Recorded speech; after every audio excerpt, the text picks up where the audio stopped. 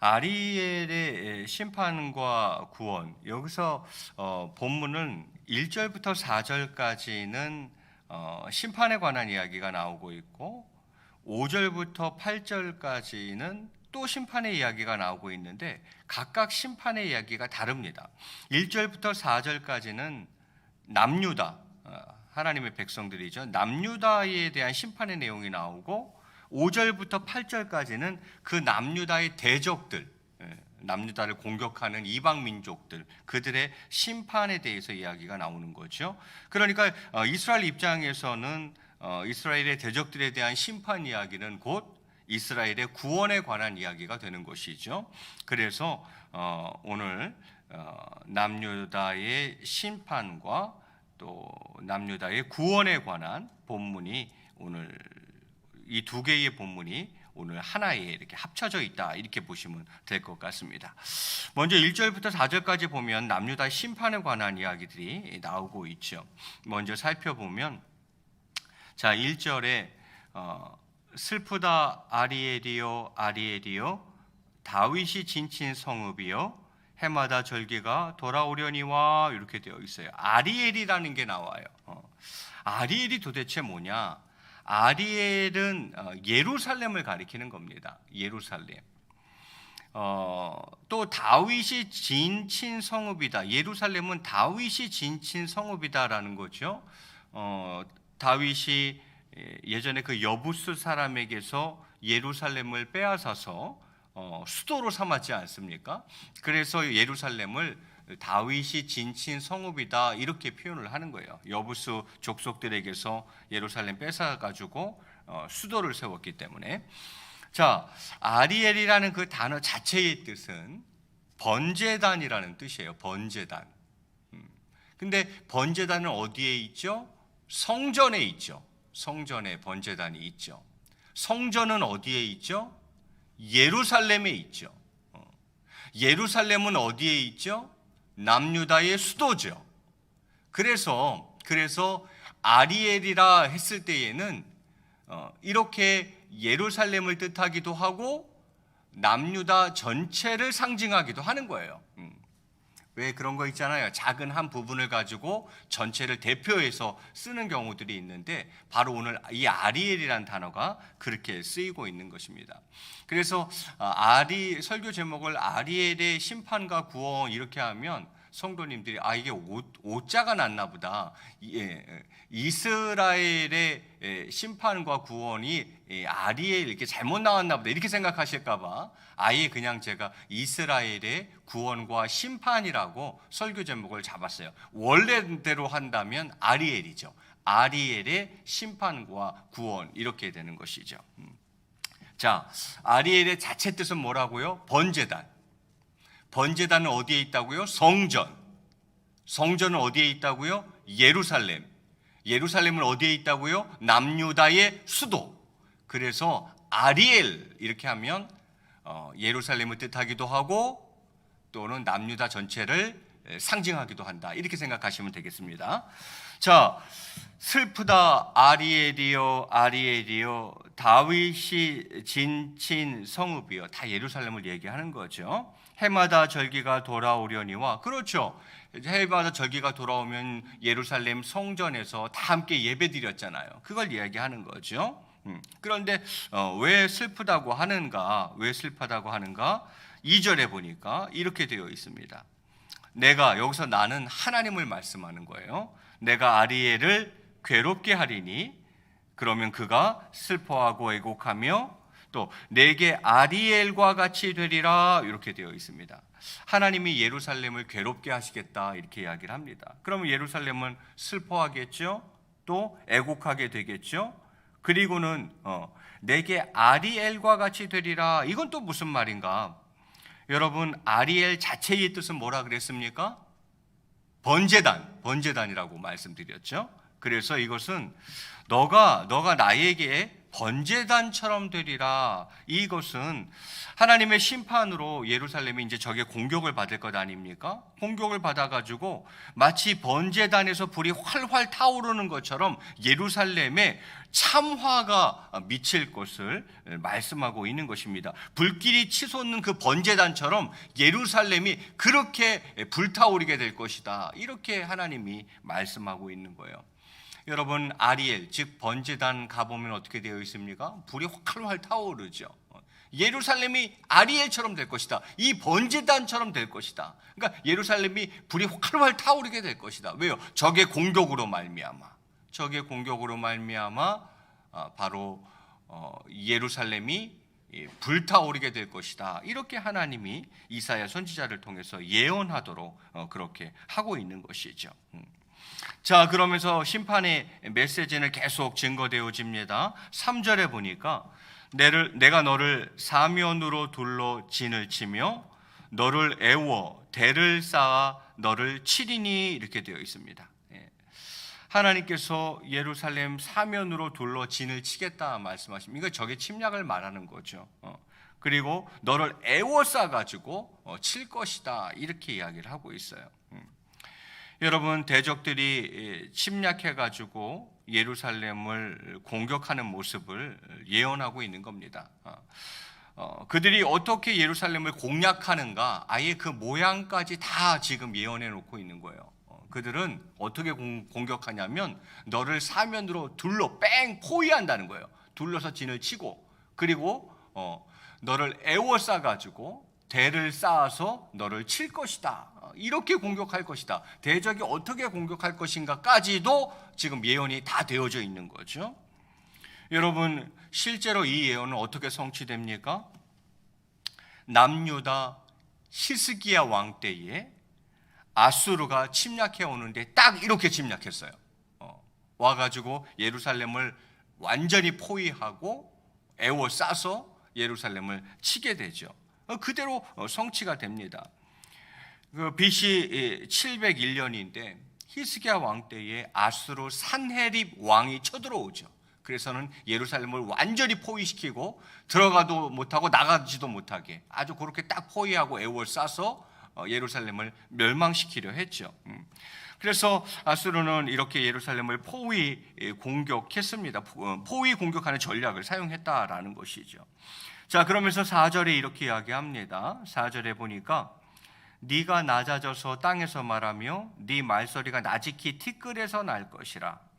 네 목소리가 심접한 자의 목소리 같이 땅에서 나며 네 말소리가 티끌에서 짓거리리라 이렇게 이야기를 합니다. 이게 다 무슨 말입니까? 적의 공격을 받은 예루살렘 거민이 크게 소리 지르지 못하고 있는 거죠. 요즘 애들 말로 쫄은 거죠. 쫄아가지고 찍소리도 못하게 될 것이다 이런 말을 하고 있는 거예요. 두려움에 휩싸인 백성들이 감히 크게 소리도 내지 못하는 그런 상황을 아주 생생하게 묘사하고 있는 거죠. 그렇죠. 적군이 쳐들어와서 우리나라의 수도를 완전히 포위했고 쌌으니까 그 안에서 벌벌벌 떨면서 말도 제대로 못하는 거죠. 숨죽이고 있는 이런 모습을 이렇게 표현해주고 있는 것입니다. 자, 여기까지가 바로 남유다 예루살렘에 대한 심판을 예언한 것인데 갑자기 분위기를 바꾸어서 5절부터는 그 남유다를 침략하는 대적이 또 심판받을 것을 이야기하고 있어요. 그럼 남유다를 공격하는 그 대적이 심판을 받는다는 것은 남유다 입장에서는 무슨 메시지가 되겠습니까? 구원의 메시지가 되는 거죠. 대적들이 다 심판을 받으니까 남유다는 구원받는다 그런 얘기가 되는 거죠. 자, 그것이 이제 5절부터 나오고 있습니다. 자, 5절에 그럴지라도 네 대적의 무리는 세미한 티끌 같겠고 강포한 자의 무리는 날려가는 겨 같으리니 그 일이 순식간에 갑자기 일어날 것이라 이렇게 이야기를 합니다. 지금 하나님은 남유다의 대적을 뭐라고 표현하고 있습니까? 너희가 그렇게 당할지라도 네 대적의 무리는 세미한 티끌 같겠고 또 강포한 자의 무리는 날려가는 겨 같으리라. 티끌과 겨와 같을 것이다 라고 이야기하는 것이죠. 완전히 하나님이 부숴서 가루를 만들어 버리겠다 이런 말이에요. 마치 티끌처럼 겨처럼 내가 완전히 그들을 부수어서 아주 그냥 가루로 만들어버리마 이렇게 이야기하는 거죠. 이 일이 어떻게 이루어진답니까? 그 일이 순식간에 갑자기 일어날 것이다 이렇게 하나님이 예언하도록 하고 있습니다. 여러분 지금 5절부터는 1절부터 4절에서 말하는 그 심판의 분위기와 다르게 예루살렘을 치는 대적들에 대한 심판을 다룬다 말씀드렸습니다. 예루살렘이 심판을 당하나 그 대적들은 정말 아무것도 아닌 티끌이나 겨와 같이 순식간에 날아갈 것을 말하고 있고요. 이것은 예루살렘을 침략한 산헤립 왕, 아수르의 산헤립 왕이 쳐들어오지 않습니까? 그때에 몇 명이 죽냐면 18만 5천 명의 대군이 하룻밤 사이에 모두 죽임을 당하면서 이 말씀이 그대로 성취가 됐죠. 여러분 아까도 말씀드렸지만 아수르가 쳐들어왔어요. 그때 왕이 산헤립이라는 왕인데 산헤립 왕이 쳐들어와 가지고 예루살렘을 포위했는데 하룻밤 사이에 주의 사자들이 등장해서 아수르 대군을 몇 명을 죽이냐면 하룻밤 사이에 18만 5천 명이 하룻밤 사이에 그냥 자고 일어나니까 다 죽었어요. 18만 5천 명이. 이 말씀이 그대로 성취되는 거예요. 그렇죠? 5절 하반절에 뭐라 그랬어요? 그 일이 순식간에 갑자기 일어날 것이라 이렇게 이야기했는데 그것이 그대로 역사 속에서 성취가 되었다라는 것이죠. 자, 그러면서 6절에 말씀합니다. 만군의 여호와께서 우레와 지진과 큰 소리와 회오리 바람과 폭풍과 맹렬한 불꽃으로 그들을 징벌하실 것인즉 이렇게 되어 있어요. 여러분 이 전쟁이 하나님의 싸움임을 보여주는 것이죠. 이거 우레, 지진, 큰 소리, 회오리 바람, 폭풍, 맹렬한 불꽃 성경에서 하나님의 등장은 자주 이런 모습으로 묘사가 됩니다. 이것은 결국 그 무엇도 대적할 수 없는 하나님의 권능, 능력을 나타내고 있는 거죠. 아수르 게임이 안 된다는 거예요. 하나님과 게임이 안 된다는 거예요. 하나님의 능력, 권능을 우레, 지진, 큰 소리, 회오리 바람, 폭풍, 맹렬한 불꽃으로 표현하면서 하나님의 이 능력과 아수르는 게임이 안 된다고 그렇게 지금 이야기를 하고 있는 것이죠. 자, 그러면서 7절에 이렇게 이야기합니다.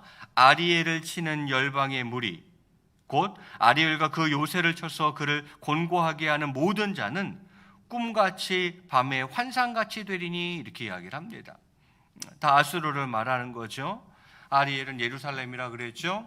예루살렘을 치는 무리들, 아리엘과 그 요새를 쳐서 아리엘을 곤고하게 하는 모든 자는 다 꿈같이 밤에 환상같이 되리니. 자, 꿈같이 밤의 환상같이는 뭘 말하는 것인가? 그것이 이제 8절에 설명되어져 있는 거죠. 우리 마지막 9절 8절 같이 한번 읽겠습니다. 시작. 줄인 자가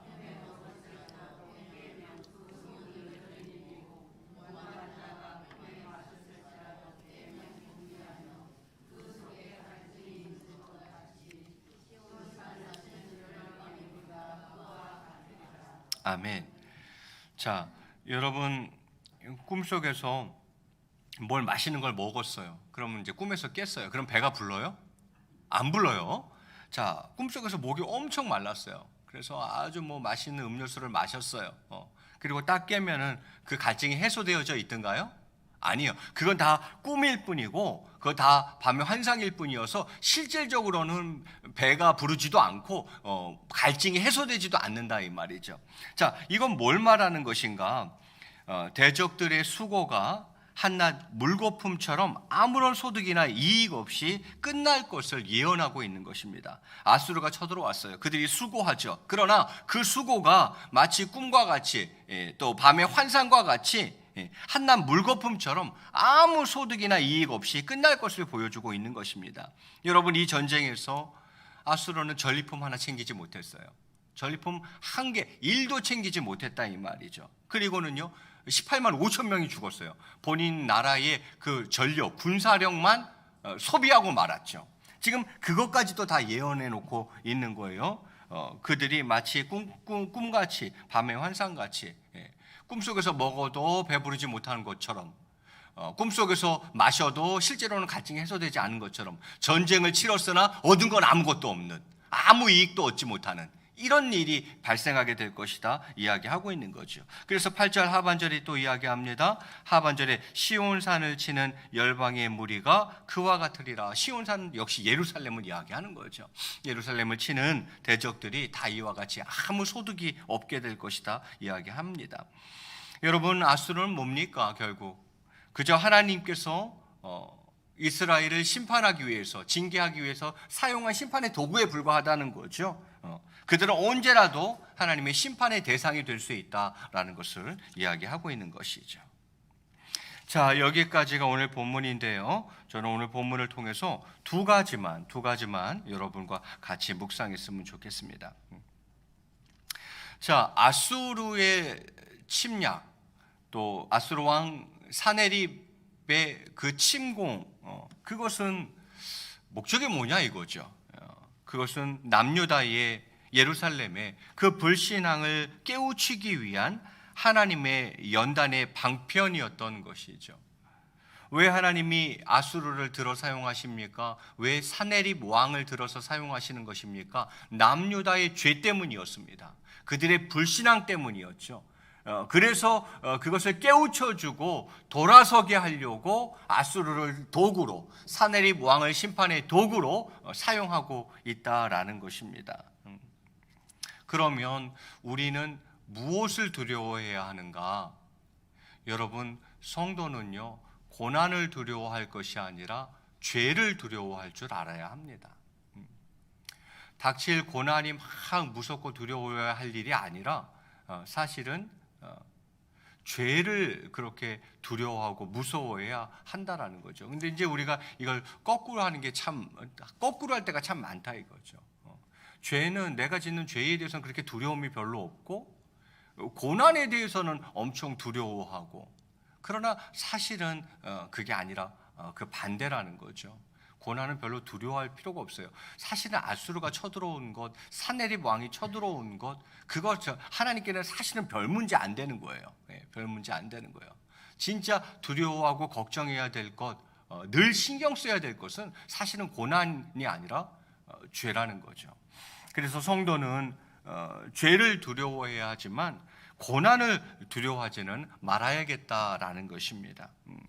그리고 여러분, 유다 백성을 삼킬 듯 달려들었던 아수르가 하나님으로 인해서 삽시간에 완전히 그 전락하는 모습은 오늘 우리에게 어떤 위로와 도전을 줍니까?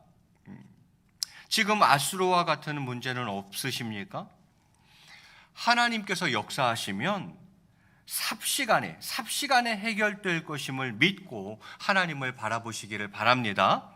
여러분, 우리의 삶 가운데 때로는 아수르처럼 우리를 확 삼킬 것처럼 달려드는 그런 삶의 문제들이 있을 수 있어요. 그런데 지금 아수르 어떻게 되었습니까? 하나님으로 인해 삽시간에 18만 5천 명이 한순간에 다 죽어져 나갔어요. 여러분, 이것이 우리에게 어떤 위로와 도전이 되느냐 이 말이죠. 우리에게도 아수르 같은 문제가 있을 수 있어요. 그런데 하나님이 한번 역사해 주시기만 하면 그거 삽시간에 해결된다라는 거죠. 그것을 믿고 하나님을 바라보아야 한다라는 거죠. 히스기야 왕이 하나님을 바라보지 않습니까? 결국은 하나님 앞에 간절함으로 기도하지 않습니까? 여기서 우리가 다시 한번 얻을 교훈들을 정리하고 넘어간다면, 고난을 두려워할 일이 아니라 우리는 죄를 두려워할 줄 알아야 돼요. 죄를 두려워할 줄 알아야 되고, 그리고 혹 우리 가운데 고난이 온다 할지라도 하나님께서 역사해 주시기만 하면 그것도 역시 삽시간에 해결된 것을 우리가 믿고, 그러면 내가 할 일은 두 가지죠. 죄 문제를 해결해야죠. 죄 문제를 해결해야 하고, 또 아수르라는 대적 앞에서 하나님을 바라보아야 한다라는 것이죠. 이것이 오늘 본문이 우리에게 첫 번째로 던져주는 교훈이 아닌가 생각해 봅니다. 자, 이제 두 번째로 여러분과 묵상하고 싶은 것은 진노 중에도 긍휼을 베푸시는 그 하나님에 대해서 같이 한번 묵상했으면 좋겠습니다. 자, 아리엘은요, 예루살렘을 이야기하고 남유다 왕국 전체를 상징한다 제가 말씀드렸어요. 여러분, 오늘 본문을 보니까 남유다 왕국이 하나님의 징계를 받을 그런 처지에 놓이게 되었다 이 말이에요. 하나님의 백성인데, 선민인데, 그런 남유다가 지금 어떻게 되었어요? 하나님의 징계를 받을 그런 처지에 놓이게 되었다라는 것이죠. 그런데 여러분, 금방도 살펴보았듯이 한 가지 흥미로운 사실을 발견할 수 있는데, 그건 뭐냐면 하나님께서 유다 왕국을 징계하기 위해 도구로 사용하였던 아수르, 그 아수르를 하나님께서 후일에 완전히 부수어서 가루로 만들어 버리겠다, 이렇게 이야기하시는 거죠. 아까 봤잖아요. 티끌과 겨 같을 것이다. 그냥 가루로 완전히 부숴서 가루로 만들어 버리고 남유다 백성을 구원하겠다고 말씀하신 사건. 이것이 굉장히 흥미로운 사실입니다. 이것은 비록 하나님께서 남유다 백성을 징계하셨지만 백성을 향한 긍휼의 마음을 완전히 거두지 않으셨음을 의미하는 거죠. 긍휼의 마음을 완전히 거두셨으면은 아수르를 진멸시키지 않죠. 그런데 하나님이 아수르를 완전히, 남유다의 대적 아수르를 완전히 부숴서 가루로 만들어 버리겠다라는 것은 아직도 남유다에 대한 긍휼을 버리시지 않으셨다는 걸 말하는 거죠. 남유다의 대적에 대한 심판은 남유다 입장에서는 그건 회복의 메시지요, 구원의 메시지가 되는 것이니까 그렇다 이 말이죠. 여러분, 하나님은 진노 중에도 긍휼을 베푸시는 분입니다. 이것은 마치 부모가 자녀의 잘못을 엄하게 꾸짖는 와중에도 마음속 깊이 자녀를 염려하고 사랑하는 것과 같습니다. 똑같습니다. 그러면 하나님은 왜 자기 백성에게 진노하시고 징계하실까? 그냥 이뻐만 해주고 사랑만 해주면 되지 않나? 왜 하나님은 당신의 백성인데, 당신의 그 선민인데, 당신의 자녀들인데 왜 진노하고 이렇게 징계하시고 그러는 걸까? 하나님의 사랑과 징계는 동전의 양면과 같습니다. 사랑하기 때문에 징계하시는 것입니다. 그래서 잠언 3장 12절 말씀에 보면 솔로몬은 이것을 이렇게 표현해 주고 있어요. 우리 같이 화면 보면서 한번 같이 읽겠습니다. 시작. 대저 여호와께서 그 사랑하시는 자를 징계하시기를 마치 아비가 그 기뻐하는 아들을 징계함 같이 하시느니라. 아멘. 하나님께서 그 사랑하는 자를 징계하시기를 마치 아버지가 사랑하는 아들을 징계하는 것과 똑같다, 이렇게 솔로몬이 이야기하는 거예요. 내가 사랑하는 아들인데 잘못을 했어요. 그러면은 징계를 한다는 거예요. 왜? 사랑하기 때문에 징계하는 거예요. 남의 자식은 징계할 필요가 있어요, 없어요? 없어요. 굳이 그렇게까지 할 필요 없어요. 왜? 내 자식 아니니까. 내가 사랑하는 내 자식이 아니기 때문에 뭐 잘못했다고 해서 굳이 징계까지 하고 뭐 그럴 필요가 없어요. 근데 내 자식은 안 된다 이 말이죠. 내 자식은 내가 사랑하기 때문에 잘못했으면 징계해서라도 고쳐놔야 된다는 거죠. 왜? 내 자식이니까, 내가 사랑하는 자식이니까. 그래서 섭섭한 얘기일지는 모르겠지만 저는 그렇게까지 말씀드리고 싶어요. 내가 하나님의 뜻대로 살지 않고 여전히 범죄하고 이 세상을 쫓아 살아가고 있는데 하나님이 손을 안 댄다? 그냥 그래도 그렇게 사는데도 그냥 계속 잘 먹고 잘 산다? 죄송한 얘기지만 하나님의 아들이 아닐 수 있어요. 하나님의 아들이 아니기 때문에 그럴 수 있어요. 하나님의 아들이면 하나님이 치십니다. 아니, 내 아들인데, 내가 사랑하는 아들인데 얘가 계속 죄의 길로 가는 거야. 하나님을 떠나서 살아가는 거야. 세상을 쫓아서 살아가는 거야. 보다 안 되겠으면 하나님 어떻게 하십니까? 징계하십니다. 징계 맞으면 그건 100% 하나님의 자녀 맞습니다. 그 사람은 하나님이 사랑하시는 하나님의 자녀 맞습니다. 그런데 평생 그냥 그렇게 잘 먹고 잘 살더라? 그럼 그건 하나님의 자녀가 아닐 가능성이 높습니다. 그냥 내비둔다? 끝까지 내비두신다? 그럼 그건 하나님의 자녀가 아닐 가능성이 굉장히 높은 거예요. 오늘 남유다를 왜 하나님이 아수르라는 회초리를 들어서 때리십니까? 내 자식이기 때문에 그런 거예요. 그것도 내가 사랑하는 자식이기 때문에 징계를 해서라도 돌이키겠다는 거예요. 돌아서게 만들겠다는 거죠. 그래서 우리는 징계와 사랑을 따로따로 생각하면 안 된다는 거예요. 사실은 동전의 앞뒷면과 같은 것이다, 이렇게 생각을 하셔야 된다. 오늘 그것을 말씀드리고 싶습니다. 자, 그렇다면 이제 하나님의 징계를 받을 때에 우리 그리스도인은 어떤 마음 자세를 가져야 할까?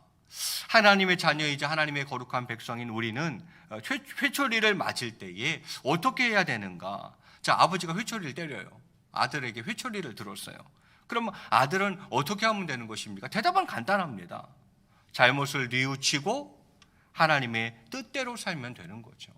잘못을 크게 뉘우치고 이제는 하나님의 뜻대로 살면 되는 거죠. 그래서 성경은 신명기 8장 5절과 6절에서 이렇게 말씀하고 있습니다. 이것도 좀 길지만 우리 같이 한번 화면 보면서 이어서 같이 읽겠습니다. 시작. 너는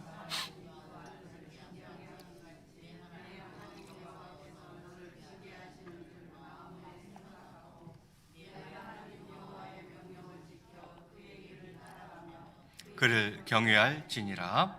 아멘. 5절 보세요. 신명기 8장 5절에 보면 너는 사람이 그 아들을 징계한 같이 또 얘기하죠. 우리는 아들이 내 친아들이면 징계합니다. 징계하죠. 자, 너는 사람이 그 아들을 징계한 같이 내 하나님 여호와께서 너를 징계하시는 줄 마음에 생각하고 아이고 섭섭하다 그렇게 생각하지 말라는 거예요. 그렇게 생각하니까 그분이 내 아버지이기 때문에 그러시는 거고 내가 그의 사랑하는 아들이기 때문에 그런 거예요. 그래서 네 하나님 여호와께서 너를 징계하시는 줄 마음에 생각하고 이렇게 되어 있는 거죠. 그 다음 6절 보겠습니다. 6절에 보면 세 가지를 말씀하고 있네요. 그러면 그렇게 마음엔 그렇게 생각을 하고 하나님이 나를 사랑하셔서 그러는구나. 그분이 내 아버지라서 그렇구나. 내가 그분의 아들이라서 그렇구나. 딱 이렇게 마음에 생각하고 그리고 6절에 뭐라 그럽니까? 세 가지를 언급하죠. 내 하나님 여호와의 명령을 지켜 그의 길을 따라가며 그를 경외할지니라. 이렇게 하면 되는 거예요. 하나님 제가 잘못했습니다. 회개하고 그리고 그 뜻대로 살아드리는 거죠. 내 하나님 여호와의 명령을 지키는 겁니다. 그의 길을 따라가는 겁니다. 그를 경외하는 겁니다. 자, 이제 말씀을 맺을까 합니다. 오늘 저는 크게 본문을 통해서 두 가지를 말씀드렸습니다. 뒤에 말씀드린 것은 진노 중에도 긍휼을 베푸시는 하나님, 진노 중에도 긍휼을 베푸시는 하나님 말씀드렸어요. 그리고 전반부에서는요, 그 하나님께서 역사하시기만 하면 아수르와 같은 문제도 삽시간에 해결되는 것이다 말씀드렸습니다. 그 하나님이 역사만 한번 해주시면 돼요. 그러면 된다 이거죠. 자, 그러기 위해서는 우리가 우리 자신의 모습을 또 돌아봐야죠. 그러므로 우리가 혹 잘못하는 것이 있으면 뉘우치고 죄가 있다면 회개하고 늘 하나님의 뜻대로 살아가는 하나님의 뜻대로 살아드리는 저와 여러분의 삶이 다 되실 수 있기를 주의 이름으로 간절히 축원드리겠습니다.